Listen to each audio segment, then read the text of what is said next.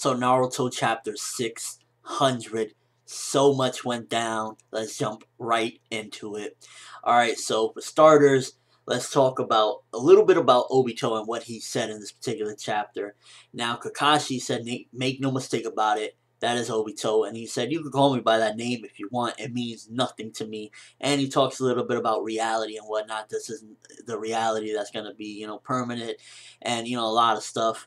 Now, one of the problems I had with the chapter was that we didn't need to get a flashback of Kakashi Gaiden. I mean, it was refreshing for some people that might have forgotten, but I think for the most part, everyone knew who, Obito was, so I kind of felt like that was a little bit of a waste. It was cool for the people that might have forgotten, I guess, but for the most part, I don't think anyone forgot Kakashi Gaiden. It was one of the most amazing stories, and, if I wanted to read Kakashi Gaiden and watch Kakashi Gaiden, I would go and do that. So I guess that's probably one of the gripes I have with the chapters, like, we didn't necessarily need that, and for those that were wanting a really, long explanation and, learning what happened, we didn't get that in this chapter, and I'm not that mad about it because we can get that later. Let's just, move on with the story in a way. So, and one thing I did want a little bit more of an explanation outside of, just getting Kakashi Gaiden again.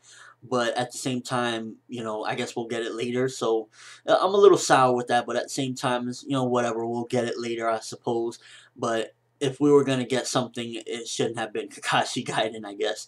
Then, it just seems like Obito, if this is indeed him, he became a freaking madman. He just keeps talking about reality, and me personally, I'm like, how can you get this deranged?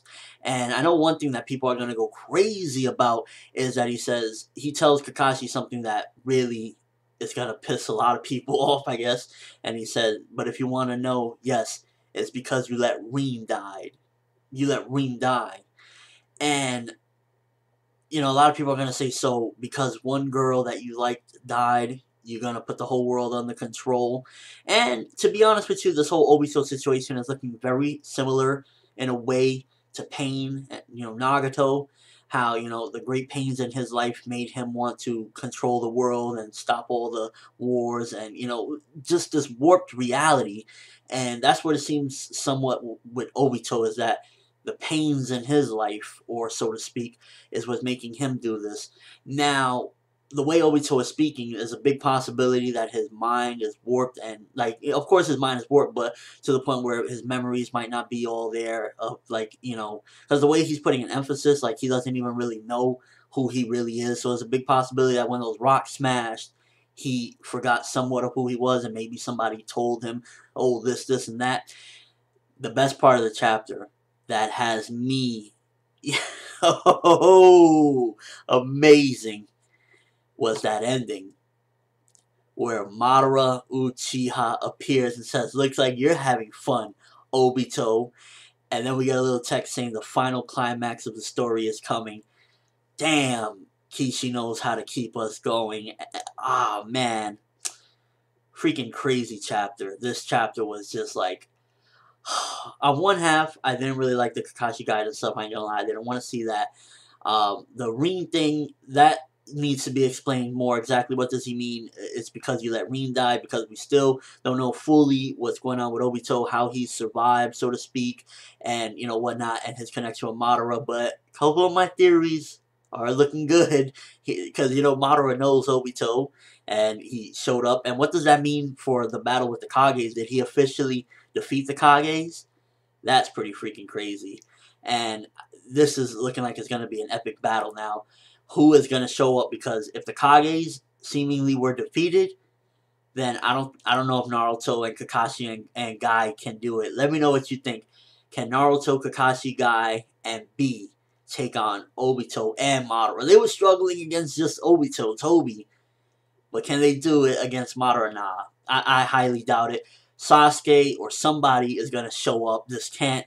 There's no way. Things aren't looking good at all, because 5 Kages, I think 5, right, went up against Madara. And if they couldn't do it, then I don't see them. B is strong.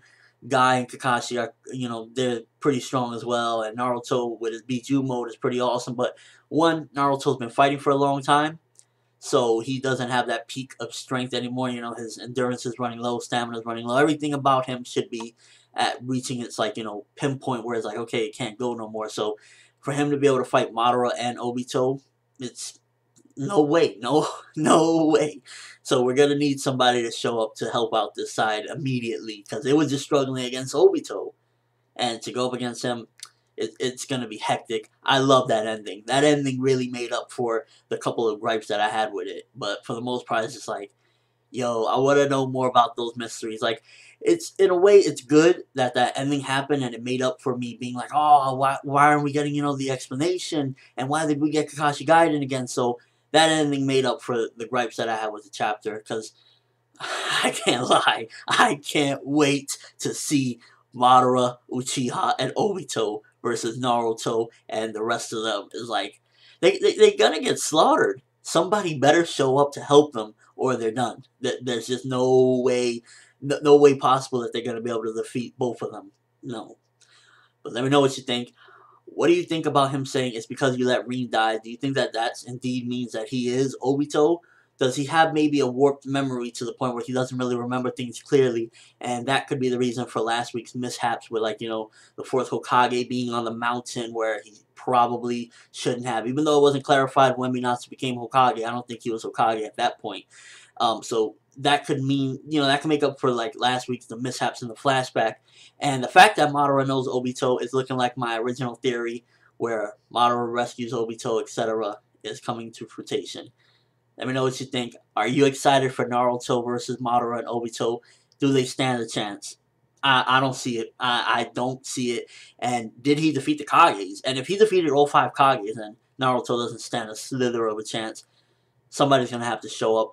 I got a feeling maybe Konoha 11 might, which they probably aren't going to be able to help much. They can help maybe in a slight way against Obito if they learn, about his jutsu. But even then, it's still going to be I don't see it. It's Madara Uchiha. But that's all I have for this review. Crazy chapter.